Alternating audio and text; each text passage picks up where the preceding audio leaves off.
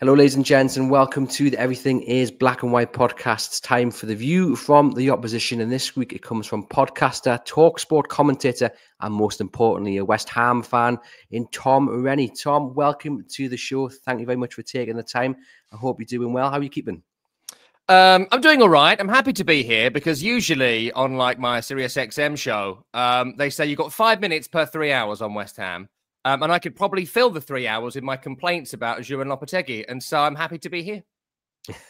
Well, the fact that it's not going very well for Lopetegui or West Ham will be music to the ears of Newcastle United fans. And let's dive straight in there, because I think at the start of the season, I had you guys finishing down it maybe 7th or 8th, and it's gone so badly so far. Why are things going so wrong for Lopetegui at West Ham?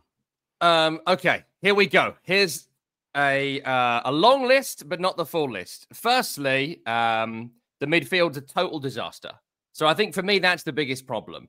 They have a guy in midfield called Guido Rodriguez, who is not suited to the Premier League in any way. He's 31 years of age. He is slow. He is sort of metronomic. He can't get around. And people just run past him. So there's no energy from him in central midfield. The person who's supposed to be next to him is Edson Alvarez, who's the Mexico captain. He is an idiot of the highest degree because he got himself sent off at Liverpool a few weeks ago in the Cup on a second yellow, diving in unnecessarily and getting himself suspended. And he said afterwards, "Oh, I'll learn from this." What he learned was to do it again 4 weeks later against Bournemouth and get against Forest even, and get a 2-game suspension. So he's not going to be playing in this game. So that leaves you Thomas Souček, who's been terrific for West Ham and is a near cult legendary figure at the club. He's done an incredible service over 5 years for West Ham. But it was sort of felt like they'd been moving on from Thomas Souček, who's a brilliant battering ram and he covers a lot of ground, but in general he's sort of shambling around a lot. He is not dynamic in that kind of Premier League way you need. It's why at its peak, the Rice-Souček partnership was so strong.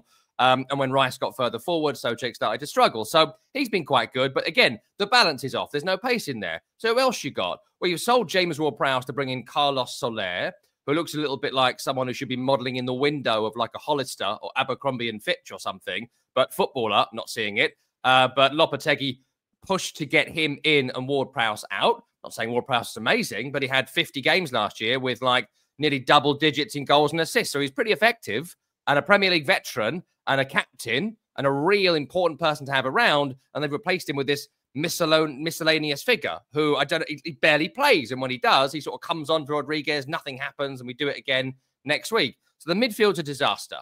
Defensively, Kurt Zouma had to go. Knees had gone, nothing you could do. Naya Figueira wanted to leave. He's off, I think, at Betis, and he's been linked with like Real Madrid or something this morning. But he wanted to leave. He hates London. He hated West Ham, wanted to leave. So fine. Kilman's come in from Wolves, been okay, not great. Todibo came in, started really slowly. He's getting better now, but I'm not convinced in any way. And then Mavropanos is the other centre-half who's completely just awful, diabolical. If he plays, you've already scored one. He's just an accident waiting to happen. He's terrible. Aaron Wan-Bissaka is a great defensive right-back, so Lopetegui has got him attacking as inverted full-back, which is so painfully dumb, it's very difficult to understand why you'd buy him, considering Vladimir Coufal, who's been there for 3 or 4 years, is a brilliant attacking full-back. So if you want an attacking full-back, keep the guy you've got, invest somewhere else. Instead, they brought the best defensive fullback in the country and asked him to invert into midfield. Again, dumb. And Emerson's been fine, but he's not spectacular. So defense has got problems. Ariola's been in goal for the last year, but he was so bad at Tottenham. Fabianski, who's 40, has come back in to play in goal, which is fine. He's not amazing, but he's a 40-year-old goalkeeper. Reactions are slower. And then up front, Jarrod Bowen is fantastic, but he is being currently marked out of games because there's no other kind of attacking impetus. On the other side, it's been Mikel Antonio and Somerville will play because Kuda's got a 5-game ban for the Tottenham thing, which, I mean, he's been pretty like moody and useless anyway, Kudas, but Somerville's done all right, but he looks like a player learning the league. And up front, Mikel Antonio, look, he is a legend. He's a great player. He's 35. He's a 35-year-old striker who can't play 90 minutes anymore. And when he goes off in this game, you'll see a huge drop-off because Danny Ings, who'll replace him, has no business in this team. And they signed Nicholas Füllkrug, who we haven't seen, who also is already old. And before he's purple patch 2 years, perennially injured. I mean, I could go on. Every position has an issue. And then the best player at the club is Lucas Paquetá. and his mind has gone. Like, what's happening to him clearly has affected him. I wouldn't put him in the squad right now. Never mind the team. It's Brazil's number 8. He has no business playing for West Ham United right now. He wouldn't get on the Newcastle bench. He wouldn't be playing for Ipswich Town right now. I'm telling you, Paqueta has gone. And I don't know how you recover that. And Lopetegui can't recover it because he finally stumbled on a formation second half against Manchester United, because the first half, though they won that game, they were so bad, but they got away with it because Man U missed so many chances. Second half, he made 2 or 3 changes half time and found a team. And you thought, oh, okay. And I asked Lopetegui about it, and I said, well, you know, what did you notice? And he told me the 2 players he took off were booked, and that's why he took them off. And I thought, oh, I mean, it was an accident then. So fine, accidentally discovered a team. It happens. And then the next game against Forest, he plays 3 at the back, which we've never seen before. And they get pumped, and Alvarez gets sent off, and then he changes the team again. So it's a combination of players playing badly, the signings being poorly thought out, the manager having lots of ideas but bad ones, and there's no one having a good season. I mean, it's been a disaster. Are there any positives at all after that? No. The only positive is they're not in the bottom 3 currently. And they're not in the bottom 3 because they stole a win over Manchester United, and they should have been 5-0 down at half-time. They went to Palace and won in a game where, you know, Palace have started the season maybe as bad as West Ham have, and they beat Ipswich in a game where they had a really good attacking push for about 20 minutes. That's it. That's the season. And a couple of draws they've nicked away from home, Fulham and Brentford. In both games, they should have got beat out of sight and nicked a draw. So that's the points tally. It's been really, truly atrocious. And the Everton game was supposed to be a must-win, and they didn't have a shot to the 40th minute against Everton. Like, I'm sorry, this group of players are better than what we've seen, and I cannot believe the regression there has been in this few weeks of Lopetegui. Well, 6 months really since he got the job, 11 games in the league. They should have sacked him in November and said, look, bad appointment, didn't work out. Having kept him now, they've got to keep him through to March and hope they're not in the bottom 3, which is astonishing considering it's a top 8 squad, in my opinion. A top 10 squad, I think, would be the general opinion. And he ain't going to get him there. No way. What did you expect from him when he came in? Because again, looking from the outside in, when you look at the players that West Ham have got in that squad, and you mentioned players like Kudus, who he's brilliant. I know you've said he's been a bit moody, but his talent is undoubted, and you've got other great players in that squad like Bowen as well. When you saw Lopetegui getting appointed, did you imagine it going so badly wrong? No, I was broadly on board because, Ruben Amorim was the one they were going to try and get. And I think, my feel on it is that Sullivan, the owner, balked at having to pay Sporting Lisbon any money. And that's why he flew back. All this, oh, no, I flew to London to talk to an owner to say no. No, you were going to sign the contract with West Ham United. And something went wrong. And I would imagine the contract got pulled and he went back. So I don't buy that for a second. He's now Manchester United manager and won the league with Sporting. So they had it in the palm of their hands and let it slip. And so then what's available to you? Who was available this summer? Look, David Moyes had to go. Brilliant manager, had an amazing time. It had been 4.5 years and it run its course, an amazing course, right? I was there in Prague. Okay. So it was incredible. They should build a statue to David Moyes. I've seen him a few times around kind of talkSPORT and whatnot. I don't know him, but if I did, I would hug him, because he gave us the greatest nights we're ever going to have. But it was over. It had run its course. And you could see back into last season, it was getting laboured. I don't agree with anyone who held a Moyes out banner up. I think those people are idiots. And I've got no time for any of that. And I've had many a row over it because some people hated the football, who are West Ham to say that. I don't get that because, he was getting the results and gave us Prague. Shut up. You can absolutely have a conversation about it going a bit sour, which it did, and it was time to go, which it was, but that was way too far for me, and I don't accept that. But Lopetegui coming in, great job at Sevilla, terrific job at Wolverhampton Wanderers, considering where he came in. We can talk about how it didn't go right at Real Madrid and Spain and all that, but in general, good CV, details-oriented, not an attacking kind of free-flowing football manager, but maybe slightly more progressive than David Moyes, maybe a little bit. Possession would go from 30 to 40 or something, if that matters to people. So I thought, yeah, okay. I didn't expect massive improvement, but I certainly didn't expect things to fall off a cliff. And he hasn't got hold of anything right now, and he's on the edge. You'll see this at St. James's the weekend. or Monday, he'll be like on the edge of his technical area, doing all this, and he'll be pointing that way, and he'll be doing that way. And people look at him and go, what? What's he saying? No one knows what he wants. They're not. I mean, I saw a great graphic a couple of days ago of like the areas of the field that a team controls. You may have seen this, an Opta thing they put out, and some of it's red and some of it's blue. West Ham are blue in every section. They are the only team in the league, from my reading of the graph, that have not had control of any segment of the field. They don't press, but they don't sit off. They sort of play a high line and don't press. Insane that these two things don't work together. It just like it doesn't make any sense. It's like, you know, making a cup of coffee but using a chocolate mug. Like it doesn't make sense. You can't, that doesn't work. So his ideas are bad. And also, I mean, just to go back a little bit, I could see this in the Chelsea game at home. And in the seat I was sitting in the kind of press bit, I sit behind the technical area of where his staff are, right? And, you know, you're in the press bit, so you're just yucking it up with a couple of people, but not saying anything too much. And I was just saying to the Chelsea reporter I was with, Nicholas Jackson's being marked by Edson Alvarez man for man, and Jackson is going to pull him in and turn him. And then push Wan-Bissaka upfield for no reason, and Edson Alvarez has no pace. Now, I am just a schlub, right? I've not written tactics books. I've watched a lot of games, done a lot of commentary, but, you know, I'm not going to be on the staff. I'm not a data analyst, but I could see it. And 60,000 people could see it. And I'd verbalized it within earshot of the staff. And they did nothing. And Jackson scored. And then they continued to do nothing. And Chelsea scored again, doing the same thing. And they continued to do nothing. And Jackson got through again, and they didn't score that time. But they were obliterated by a Chelsea team they'd beaten, I think, in 2 of the previous 3 seasons. Low block, sit deep, hit him on the break. That's how you stop Chelsea.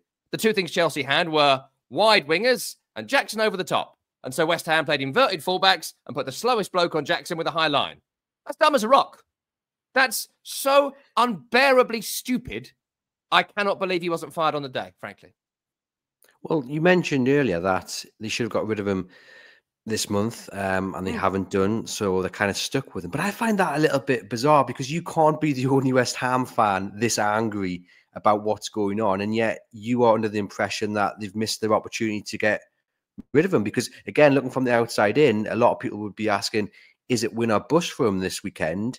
But from what you've said, he could lose and still be in the job for the next couple of months. He's not going. No way.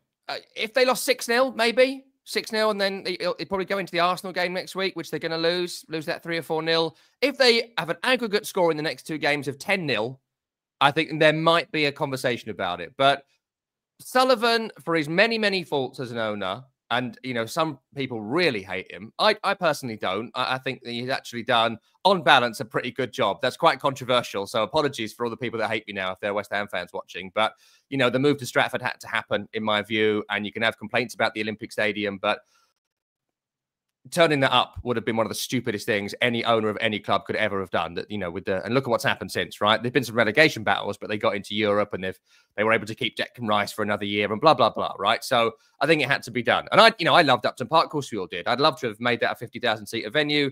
It weren't going to happen. So we are where we are. So I don't hate Sullivan like some do. However, he's very loyal to managers. It sounds a bit wild, but Bilic could have gone months before he went, and he didn't. Pellegrini could have gone months before he went, and he didn't. David Moyes could have gone 3 or 4 times. There were some runs where he didn't win in 5, 6, 7 games, and they stuck with him. Avram Grant took West Ham down. Should have been sacked multiple times, but they stuck with him. You know, it goes back to their days at Birmingham City as well, when it was Sullivan and Gold. You know, they do stick with people, and it might be because they don't want to pay off. It might be because they don't want... It could be loads of reasons. I'm not saying it's altruistic and generous to people. They don't do it, but they tend not to. They really fight not to sack. And maybe it will come good, right? Maybe Lopetegui will turn it around. But on the body of work that we have seen right now, he has done nothing right.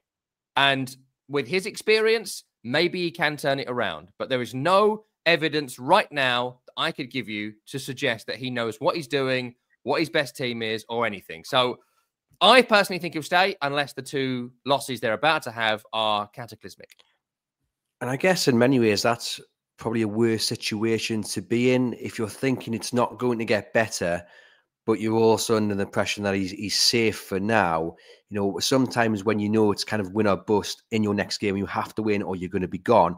That gets the result, maybe gets the performance. It might be just a short-term fix, but you might get something out of the players. But if you're just kind of coasting along, knowing it's not working, but he's not going anywhere, that's not good for you guys, is it? Well, I mean, there's two bits on that. Number one is we had those games so many times under David Moyes. He wins this or he's gone. And Moyes invariably won them. Like multiple times he had that game and he did get the win. Often it was like home against Wolves or home against Everton or something like that. They should win, but are they going to win? And he did deliver it in a kind of sometimes quite difficult to watch, hold on at the end at home against Everton sort of way, but he did. So they may well try that. I've noticed a few stories about like, oh, he could get sacked if he loses these two games. And again, I'd be surprised at it. So I don't know if it galvanizes or not. I think the issue for me is that, you know, there's the cliche that you'd have heard loads of times, I'm sure, about Newcastle, that they can't attract players because people don't want to live in the Northeast, right? I'm sure you've heard that cliche loads of times. Maybe it's been true for some, maybe it's not. There's a cliche about West Ham. And to be fair, I hear this from people that have played for West Ham. So maybe it's not. Again, rings of truth to some. Is that it's great to play for West Ham because you get to live in London, you get a bigger wage than you should get, and there's no pressure on you. And that's generally the cliche about going to West Ham. It's a great club to play for because you can play in front of 60,000. You could probably finish 14th. There'll be no massive disaster. Though there's a lot of kind of West Ham people in the press or whatever. You're not going to be a back page story because they'll do Arsenal first, then Chelsea first, then you'll get to the North clubs and, you know, whatever. And so, but you'll get London wages and you get to live in Canary Wharf and you get to have a lovely house in Essex and you get to have the London nightlife and the high beer prices and the bright lights and you get to take the wife out to the West End, you know, all this sort of stuff. So it's difficult to make West Ham to get good players to want to play for West Ham and not to sign, to want to play, to want to graft. And that's where people like David Moyes, that's where previously people like Sam Allardyce even managed to really make you want to be here. And that was the leadership of people like Kevin Nolan, Mark Noble and all these guys. And currently I'm looking at it and thinking, we've all gone a bit 1995 Fancy Dan. We've all gone a little bit like Harry Redknapp has found a way to sign Paolo Futre, which is a very niche 90s reference. Like that's sort of where we are now. And I don't know if Lopetegui is able to turn that around. I know that he is not very well liked. I know that he's not great at communicating. And I know the first 11 weeks have been very, very bad. I don't know. This is where we are at West Ham. I think something has to change. And if it's not going to be the manager, there might need to be a big clear out of the players. But Tim Steigten, who does the transfers, who did a lot of great work at Bayer Leverkusen, has a lot of questions to answer here because he does the transfers. He won the power struggle with David Moyes. And he has built a midfield not fit for purpose. And if you don't have a pace and power player in the pace and power league, I mean, look at the Newcastle midfield, right? At its absolute best. Bruno Guimaraes is incredibly skillful, but he's got the power. And he'll win you a free kick and he'll tackle you and he'll kick you. Joe Linton, I love him because he'll just burst past people. I went to the game where Newcastle scored 5 at the Bowl a couple of years ago. And he was just like bullying people. We had Declan Rice then, and he was destroying Declan Rice that day. And if you have Willock or Longstaff or whatever, you got power, right? You need the guy and all that other stuff, but power. And there's no power. You're in the pace and power league and you've not got power in your midfield. What's wrong with you? That's one meeting. Have we got any power in midfield? No. We'll buy a powerful midfielder then. Didn't do it. Yeah, it's not rocket science, is it? And that's probably where Newcastle's biggest strength is at the moment is the midfield because Eddie Howe has got options there. There's lots of debate about who he picks. At the moment, it looks like it'll probably be Sean Longstaff, Bruno Guimaraes and Joe Willock with Joe Linton out on the flank, which leaves Sandro Tonali, a £55 million signing, on the bench, who scored fatally in the national break. But that's exactly what you want as a manager. I mean, I've just mentioned there a few players, Tom. Is there anyone that stands out for you from a Newcastle point of view that you're particularly fearing? I could probably do this for a while, actually, because I think Newcastle are fantastic. And, you know, the way that they have handled the last 2 or 3 seasons from where they were to where they are has been phenomenal. And if it wasn't for the most diabolical refereeing decision in Champions League history, they would have got out that group and who knows where they're going to be then. Individually, there's a few I pick out. I think Alexander Isak is fantastic. I think that, you know, I really hate, I'm sure you do as well, and I'm sure people watching do as well, that he's so good he could play for Arsenal. Like, screw off. I can't stand that at all. But I get the rationale because he's a Champions League player. Like, he is just so good. In behind, fantastic. Dead eye in front of goal.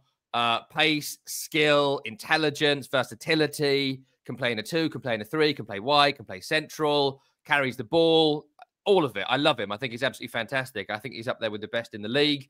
I don't know if he's fit this weekend, but Callum Wilson scores against us every time he's ever played, ever.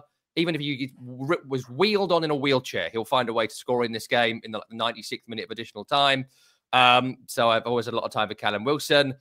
Joe Linton, I love. I just think he's phenomenal. Again, you mentioned he'll play further forward more than likely for this one, but when he's played central midfield or in the 3, the way he's able to boss a game, he's absolute best. I know there's a few moments, you know, the Bournemouth game where he did the weird clothesline from hell and all that. Sometimes he has these judgment lapses, but I think he's phenomenal. The only issue with Newcastle, I think, is defensively without Sven Botman. You know, you've seen it. He is such an important linchpin player. And with him, everyone else gets better. Without him, I think there's a drop-off. I don't know about Kelly. I don't know about Byrne when he comes into central defence. Obviously, Hall's been fantastic. Livramento's been good when I've seen him. There's so many positives about Newcastle. And I think that the only thing missing is a big home win. And this is it. I think you're playing West Ham at home at a time where West Ham are all over the place. And there are so many fires to put out. A competent Newcastle performance and an early goal. Heads will drop. And I think it could be a real comfortable 3 or 4-0 win.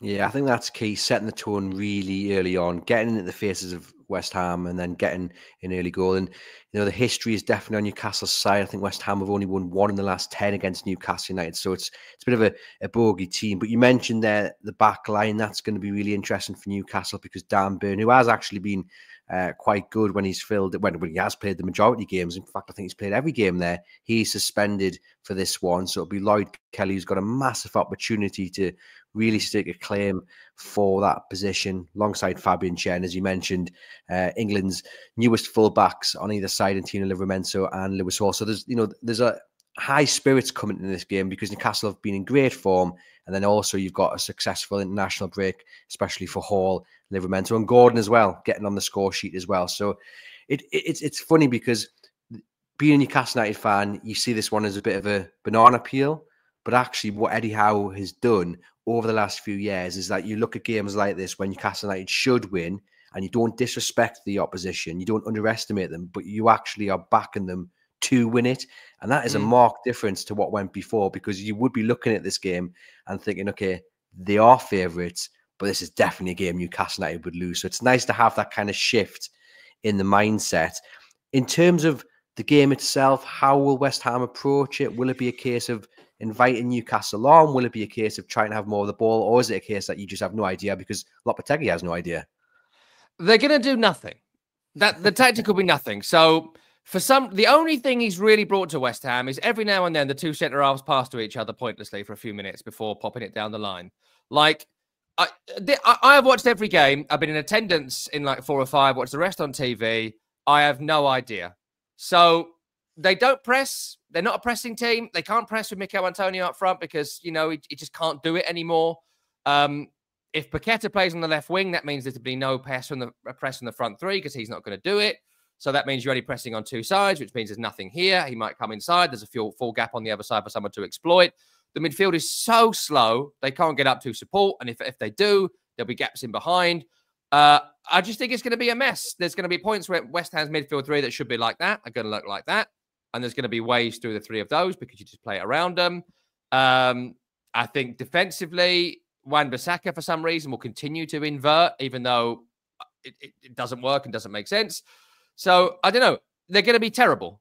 They're going to be anything you want them to do. Think of what you would love an opposition team to do. With good players, they could have a good day here. Think of what you would like to do, best case scenario. That's what they're going to do. It's almost like Lopetegui is going to be in a meeting with Eddie Howe this week and just say to him, Eddie, what do you want us to do for you to win 3-0 here? Because that's what they will do. Their tactics are nothing short of idiotic. The way they play is nonsensical, and I would be stunned if it's not 4-0. The only way, in my view, it's not going to be 4-0 is if Newcastle have a bad day. If Newcastle play as they can play and they have any intensity in their performance, I can't see West Ham holding on.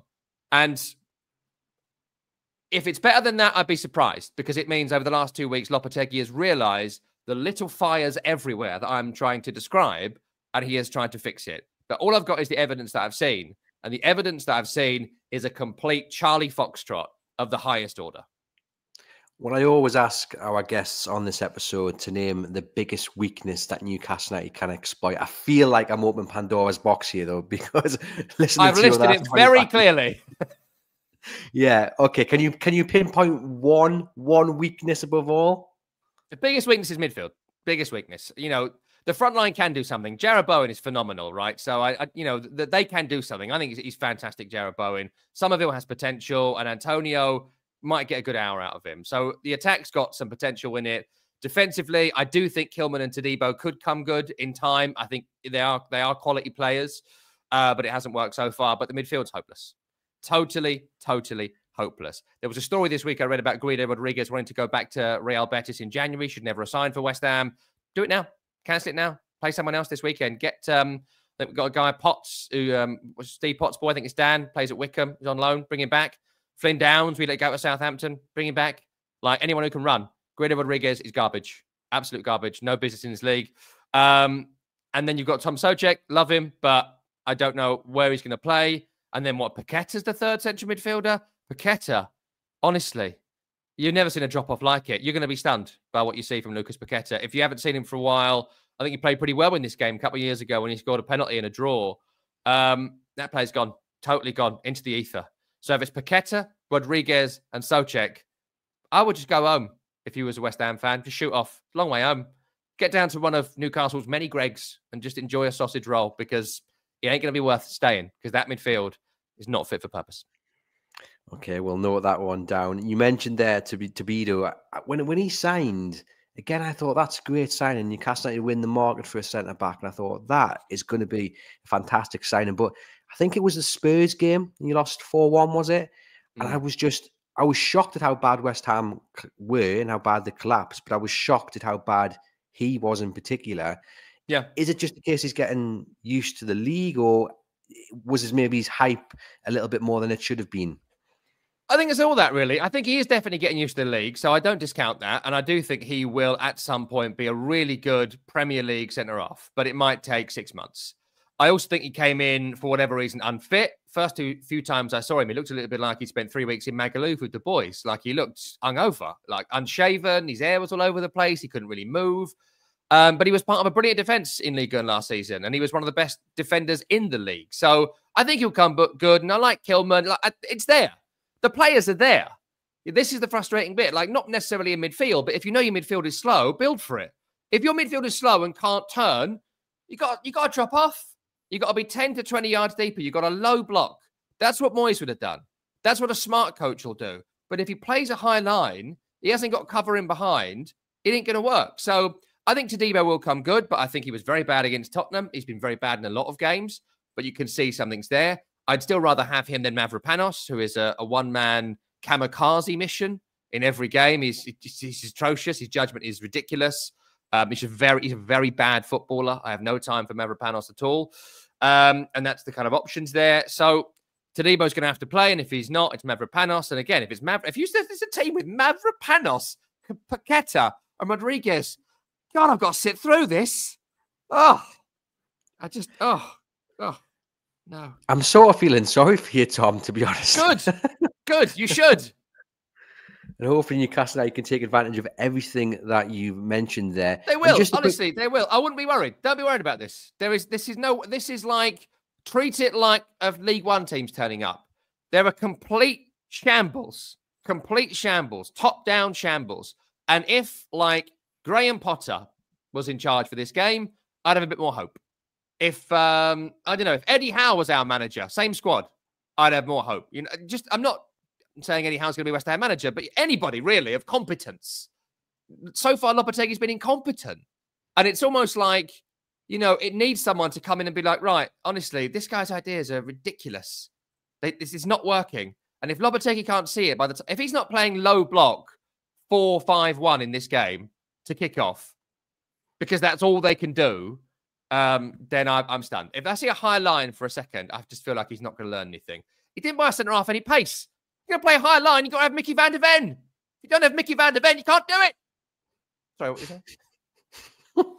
I thought when you came when we did start doing this episode, I knew it was going to be particularly negative on your part because my colleague Aaron Stokes had warned me about your feelings on West Ham. But I'm a little bit taken aback by just how negative it has been. But like I say, I am feeling slightly sorry for you. But hopefully, that doesn't affect Newcastle's ability to get the result on Monday. Jared Bowen, you've mentioned him. Obviously, he's probably West Ham's best player, or at least in terms of the man getting the goals at the moment. I think it's 3 goals this season. Newcastle United are continuously linked with him. We know the affinity he's got with West Ham. We know he's settled down in London. But is there a fear that West Ham could lose him in January or the summer? Could Newcastle United take him?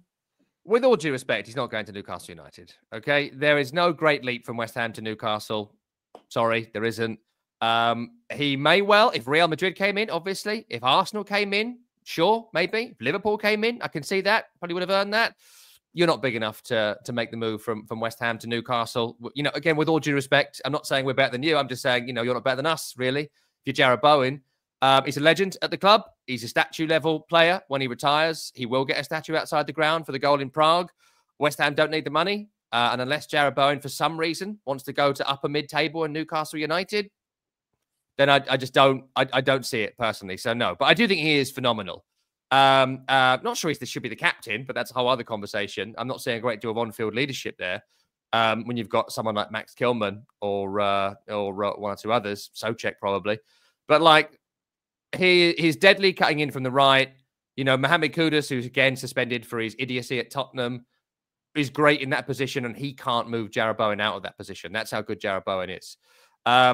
If he gets the chance, he'll take it.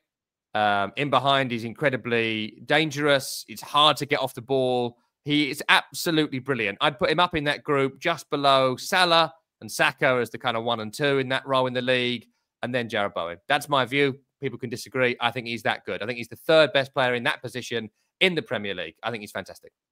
Is he better than Anthony Gordon, or not quite the same position? I would say they're slightly different positions, but I would say he's better than Anthony Gordon, personally, only because of his ability in front of goal and the fact he's done it over a period of years. Look, I like Anthony Gordon. Very good player. Very, very good player. But I think Jared Bowen would just have the edge as an all-round player, personally.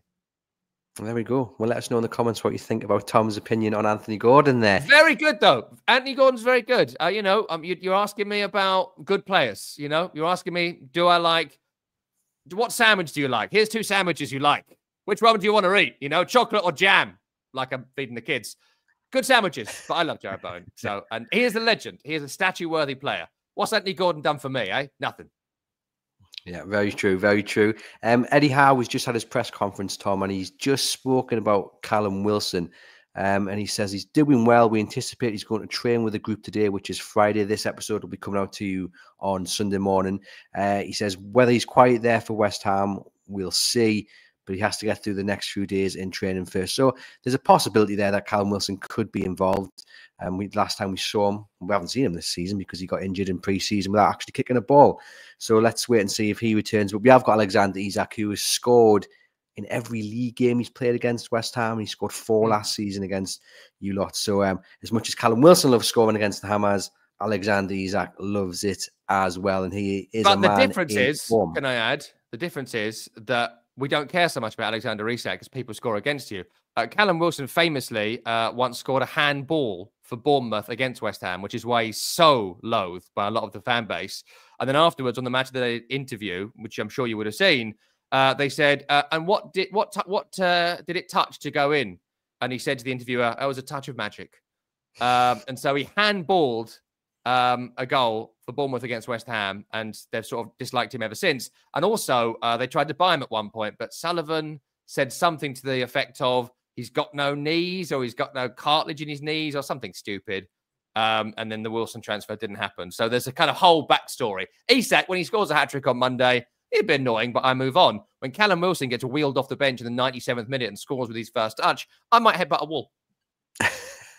Just make Isak your captain on your fantasy team, and it'll hurt a lot less if he does indeed get a hat-trick. Just before I get your score prediction, I just want to get your quick opinion, and you've briefly mentioned it about moving grounds. Of course, Mm. up here in Newcastle, there is plenty of debate and discussion about whether Newcastle United will continue to call St James's Park home. A lot of people, I think, have shifted their opinion, are now open to moving away from St James's Park as long as it stays in the city centre.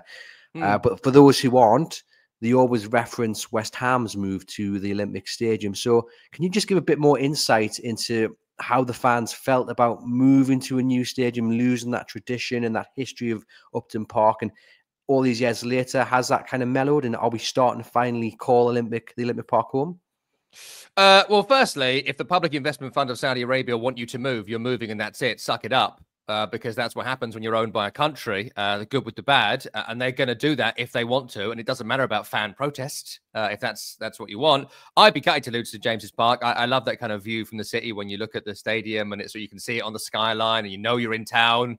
Love that, and it's obviously an incredible stadium as well. Even though put the fans near the pitch, it's despicable that Newcastle keep getting away with that for years and years and years. It is a regulation that you're meant to. Oh no, we can't get the facilities right. Don't believe you.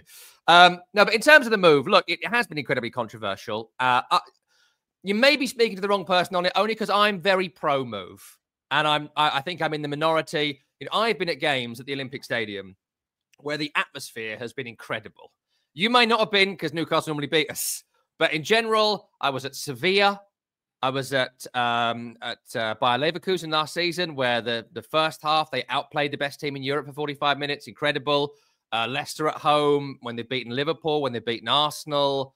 Loads of great atmospheres. So it does, when they're playing well, they've got the ball in your half and they're attacking, and there's 59, 60,000 people behind the team, it can be incredible.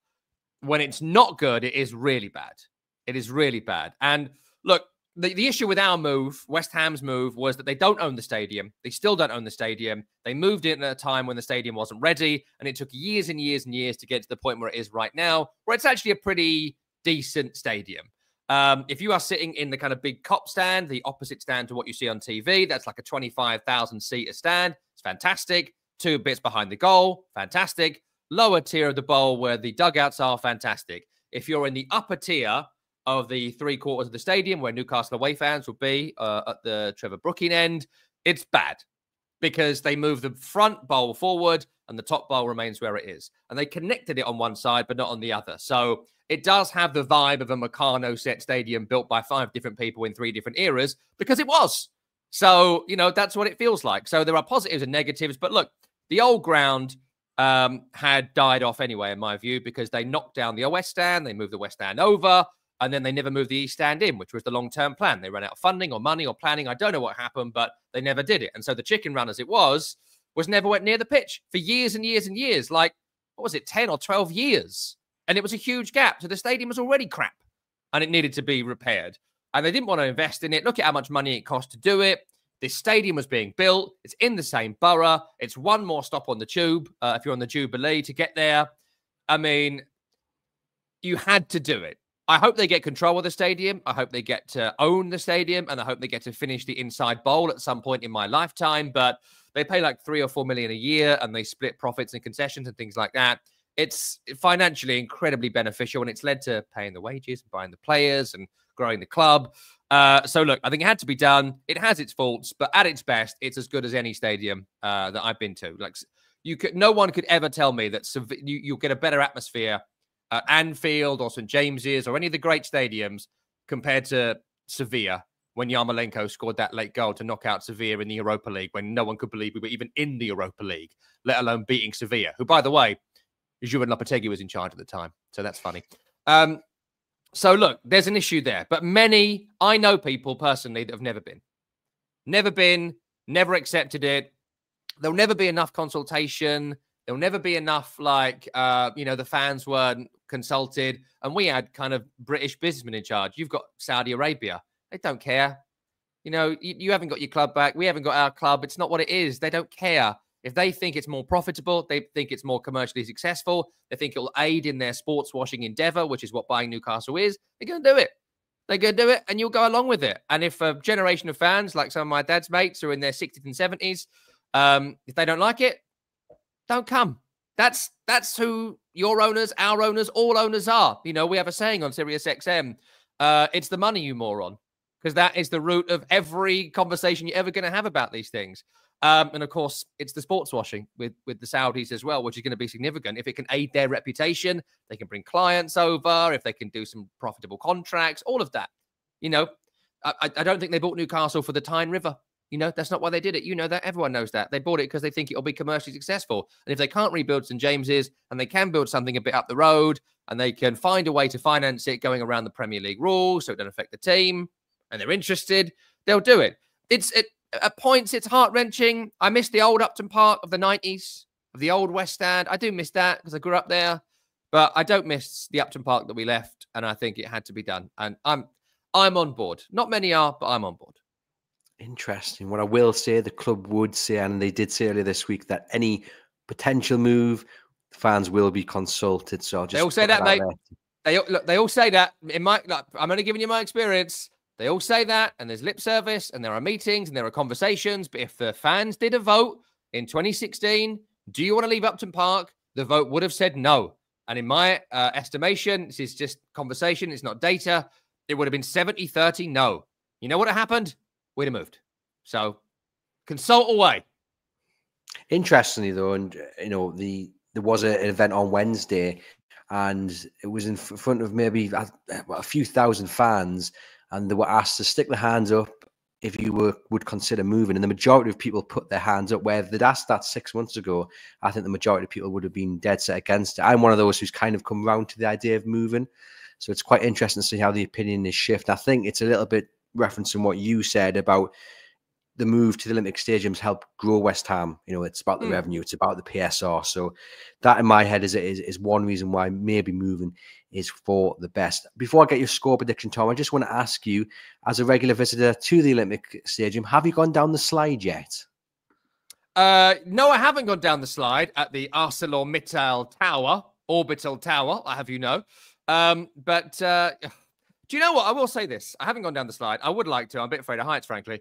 But I've been to Olympic venues around the world, right? To Barcelona and to Tokyo and all these places that have had the Olympics. And the area outside is dead. I think, isn't the one in China like Segway racing track now? And in all these countries, for whatever the financial issues of it, culturally, it's an amazing park, the Queen Elizabeth Park. You go there quite a lot with the kids. It's a beautiful venue. They've got the Westfield Shopping Centre outside where I go there to work regularly. So I go through and I use it all the time. In terms of actually making the Olympic Park continue to be useful a decade after the event, they have done a terrific, terrific job. And we only really talk about it in terms of like how much money drains out of Newham Council or whatever. And that's legitimate, you know, cost of living and all that. I get that. But they have made it a place where you go and it's used. I've done a 10K round there. I've gone to concerts around there. I've been to see the Rolling Stones at the stadium. West Ham are there. They have athletics there, which I wouldn't go see, but fine. You know, they do. It's a real active and good Olympic park. And around the world, that has not happened. So actual credit to the Legacy Committee and all the people involved, because you could go there. If you go to West Ham and you whenever the home game is, you come down for the weekend, you go out for dinner, you go out for drinks, you go through the park, you take the kids to the sandbox of the park, you go watch the boxing, there's basketball over there, it's a concert venue. It's brilliant. They've done a really, really good job. Go over to Hackney Wick, get a craft beer, which is just over the river, Pudding Mill Lane. ABBA are there, the ABBA concert thing, which is awesome. I don't even like ABBA, and I went. It was amazing. So, you know, credit to them. They have made a real ecosystem around that stadium, and it really could have been like you go to Man City and you're in a car park, you know? Yeah. It gives you food for thought from a Newcastle point of view. I know West Ham don't own all that you've just mentioned, but it gives you food for thought about how they can turn a venue, a stadium, into more than just every other weekend. You know, you need stuff around it, like restaurants, like hotels, like attractions, which I'm sure Newcastle United are thinking about. But I do, every time I go down to Canary Wharf and I go to reach PLC's HQ, you can see the home of West Ham from our office, and I always take a photograph of it because it doesn't half stand out when you look across the river. So yeah, it's good to hear a positive take on it, actually, because at least from the outside in, everyone's quite negative. So it's good to hear something positive. It's bad for away fans, mate. I mean, it is bad for away fans. The upper tier is crap, and getting there is a long walk. But I think I've done a lot of, and also it's only really for home fans. But inside the stadium, if you go behind the goal, West Ham normally attack in the second half, the Bobby Moore stand. There's a big Heineken sign, and there's a bunch of barrels. And you can't drink during the game, but after the game, you can hang around inside the stadium and go to the barrels and have a couple of drinks for an hour inside the stadium, inside the bowl, at the barrels, fake grass on the ground. You get 5,000 or 6,000 people in there. There are a lot outside on the island. So you maybe 10,000, 12,000 people can stay for a few drinks afterwards and have a good time. Like, it's almost American in that way. It's good. They've done a good job. They're doing a good job. I'm on board with it. Good to hear. Just a reminder that this episode is brought to you by NORD VPN. You know what to do by now if you want to protect yourself from the scammers and hackers who might be after your personal details when you're using public Wi-Fi. Hit that link in the podcast description box for a special discounted offer where you'll get 4 extra months on a 2-year plan. No risk with NORD's 30-day money-back guarantee. Thank you to NORD for sponsoring the podcast. Tom, how is it going to go on Monday? What's your score prediction? 3-0 at least, maybe more. I think there'll be a West Ham collapse as the game goes on. I think Newcastle will score early. If they have any intensity in their play, there'll be chance after chance. West Ham have got a 40-year-old goalkeeper for some inexplicable reason. So I think they'll win both halves. I think you'd be hard-pressed to say anything less than 3-0, but it could be more than that. I think it's going to be an absolute battering, frankly. And then they'll take another one off Arsenal next week. And it'll be Lopetegui in forever. Well, I was already feeling confident about Monday, but you've kind of put me up to the next level. So I will go with 3-0 as well. Hopefully a few more. And I'm also very positive as well from the point of my fantasy football that the goalkeepers have been switched, because I realised this week that I had Alisson in and I've just not changed the goalkeeper. My sub-goalkeeper is the guy who's now being switched out. No, the other chap. Oh, it's Areola. Oh, yeah. No. So I was wondering why I'd been doing so badly, and now it's made perfect sense. But if he's not going to play, that's fine. I mean, I know we're out of time, and we've all got things, but you asked me West Ham questions now. Fabianski was finished 3 years ago. Areola came in to replace him, but Areola's crap with his feet, right? Great shot stopper. He's been a bit bad this season, but in general makes great saves. And yet they're asking him to play with his feet. But Lopetegui knew he had 2 goalkeepers that can't play with their feet. And so if you don't have them, you can't do it. And also, you're doing it to what end? To pass it right to Debo? And then what? Then you just knock it down the line anyway. So they've dropped Areola, who's been great for 18 months, who's had a bad start to this season because they're asking him to do something that he cannot do. So don't ask him.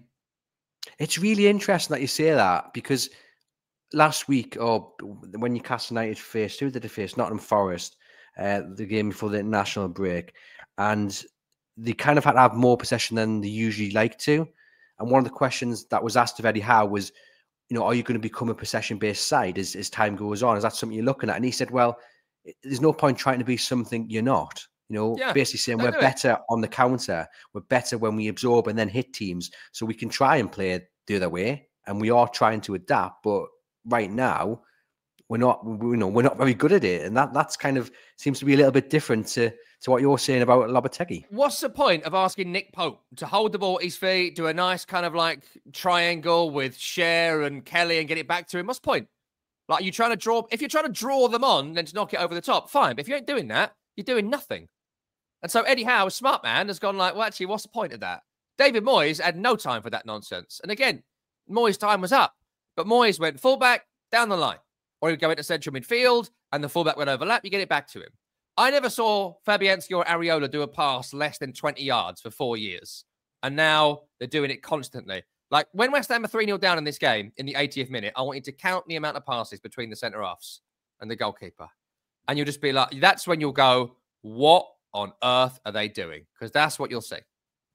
Fingers crossed we have that scoreline to make those calculations towards the end of the game. Tom, thank you very much for joining us on the Everything is Black and White podcast. It's been an absolute pleasure to chat to you. To you guys watching and listening, you know what to do. Hit thumbs up on YouTube, leave us a rating and review on the podcast channel, and head over to chroniclelive.co.uk for all the latest Newcastle United news. And I'll see you guys very soon.